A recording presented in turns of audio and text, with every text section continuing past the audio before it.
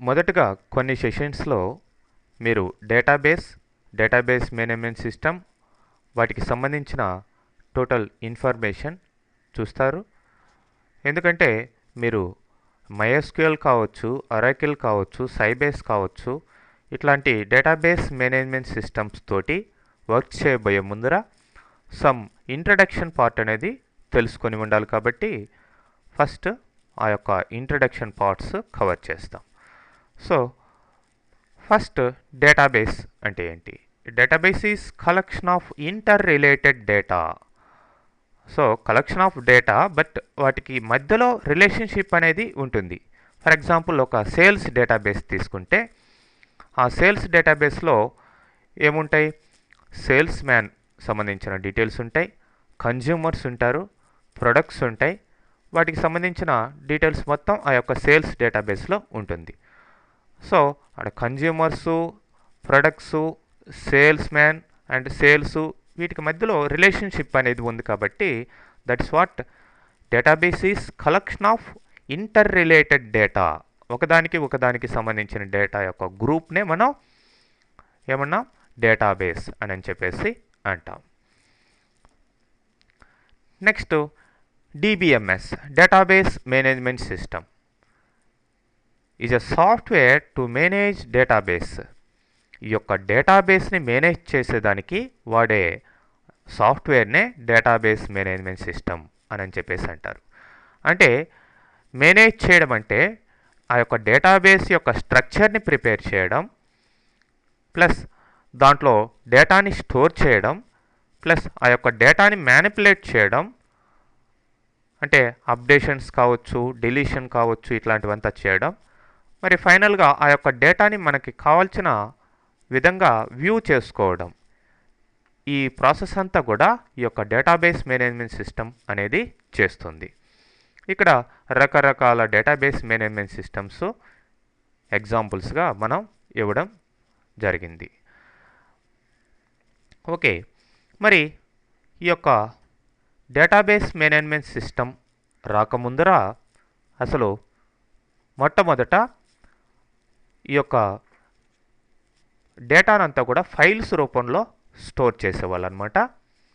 దాన్నే file management system అని చెప్పి అనేవాళ్ళు. సో అంటే ఒకే ఫైల్లో డేటా మొత్తం స్టోర్ అయిపోయి ఉంటుంది. అంటే ఫర్ ఎగ్జాంపుల్ సేల్స్కి సంబంధించిన డేటా అనుకోండి, దాంట్లో కస్టమర్స్ ఉంటారు, సేల్స్ ఉంటాయి, ప్రొడక్ట్స్ ఉంటారు, అన్నీ కూడా ఒక ఫైల్లో స్టోర్ అయ్యేది. మరి ఒకే ఫైల్లో వితౌట్ ఎనీ స్ట్రక్చర్, ఒక ప్రాపర్ స్ట్రక్చర్ అనేది ఏమీ లేకుండా వరుసగా లైన్ బై లైన్ ఒక టెక్స్ట్ ఫైల్లో ఈ యొక్క డేటాని స్టోర్ చేసేవాళ్ళు. మరి దానివల్ల ఏమవుతుందంటే డేటా డూప్లికేషన్ అనేది ఉండేది.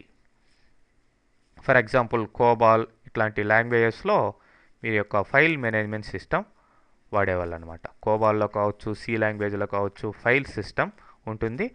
ఆ ఫైల్ సిస్టంలో వితౌట్ స్ట్రక్చర్ ఈ యొక్క డేటాని స్టోర్ చేస్తాం. కాబట్టి డేటా డూప్లికేషన్ అనేది ఎక్కువగా ఉంటుంది. ప్లస్ మోర్ ఇన్కన్సిస్టెన్సీ, అంటే ఈ యొక్క డేటాని డిఫరెంట్ యూజర్స్ అడిగేటప్పుడు ఆ యొక్క డిఫరెంట్ యూజర్స్కి పంపించేదానికి ఇక్కడ ఫ్లెక్సిబిలిటీ అనేది లేదనమాట. అందరికీ అట్ ఎ టైం సప్లై చేసేదానికి చాలా ఇబ్బందిగా ఉండేది. అంటే ఒక ఫైల్ని ఓపెన్ చేస్తే ఒకరు యాక్సెస్ చేస్తూ ఉంటారు, మరి ఇంకొకరు యాక్సెస్ చేయాలంటే మళ్ళీ అప్పుడు ఇబ్బంది అవుతుంది. ఆ సెషన్ క్లోజ్ చేసేస్తే మళ్ళీ వేరే వాళ్ళు యాక్సెస్ చేయాలన్నమాట. ప్లస్ ఇక్కడ సెక్యూరిటీ అనేది చాలా తక్కువ డేటాకి. నెక్స్ట్ ఈ యొక్క డెవలప్మెంట్ ఎన్విరాన్మెంట్ కూడా చాలా ఇన్కన్వీనియంట్గా ఉండేది.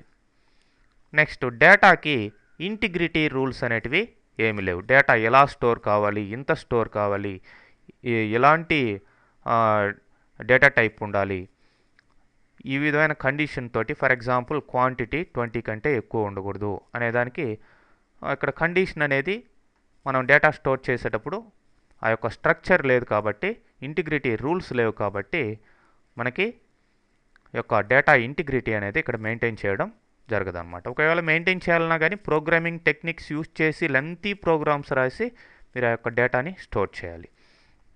మరి డేటాబేస్ మేనేజ్మెంట్ సిస్టంలో చూస్తే ఇక్కడ డూప్లికేషన్ ఆఫ్ డేటా అనేది చాలా తక్కువ, ఎందుకంటే ఇక్కడ నార్మలైజేషన్ టెక్నిక్స్ వాడతాం కాబట్టి. అంటే డేటా అనేది వీలైనంత సబ్ పార్ట్స్గా డిఫరెంట్ పార్ట్స్గా ఉంటుంది. ఏ డేటాకి ఆ డేటా సపరేట్గా ఉంటుంది. మళ్ళీ డేటా రిపిటేషన్ అనేది స్టోరేజ్లో తక్కువ ఉంటుంది. ప్లస్ ఇక్కడ ఈ యొక్క డేటాని డిఫరెంట్ యూజర్స్కి ప్యారలల్గా మనం సప్లై చేసేదానికి అవకాశం ఉంది. ప్లస్ డేటాకి డిఫరెంట్ వేస్లో మనం సెక్యూరిటీ అనేది పర్ఫెక్ట్గా ఇచ్చేదానికి ఈ యొక్క డేటాబేస్ మేనేజ్మెంట్ సిస్టంలో ఆస్కారం ఉంది. మరి ఈ యొక్క DBMS ద్వారా స్టోర్ అయిన డేటాని చాలా ఈజీగా మనం యాక్సెస్ చేయొచ్చు, చాలా ఈజీగా మనం మ్యానిపులేట్ చేయొచ్చు. అట్లనే ఇక్కడ డేటాకి ఇంటిగ్రిటీ రూల్స్ అనేటివి ప్లేస్ చేయడం జరుగుతుంది. ఓకే, ఈ ఇంటిగ్రిటీ రూల్స్ ద్వారా మనం అనుకున్న డేటాని పర్ఫెక్ట్గా మనం డేటాబేస్లో స్టోర్ చేయొచ్చు. సో నెక్స్ట్ సెషన్లో మనకి ఈ యొక్క డేటాబేస్ మేనేజ్మెంట్ సిస్టమ్ టైప్స్ ఏమున్నాయి వాటి గురించి చూస్తాం. ఓకే.